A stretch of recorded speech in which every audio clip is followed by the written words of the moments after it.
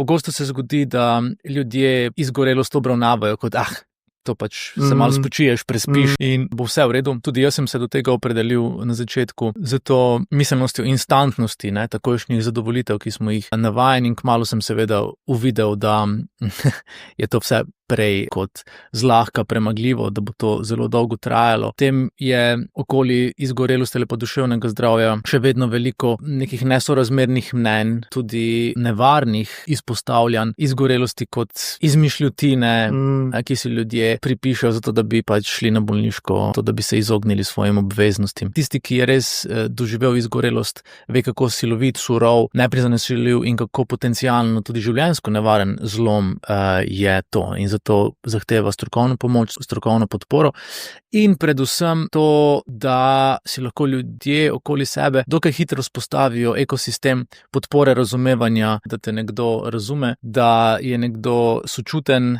discipliniran, potrpežljiv za tabo na tej tvoji poti, ki je pa zelo, zelo brutalna. In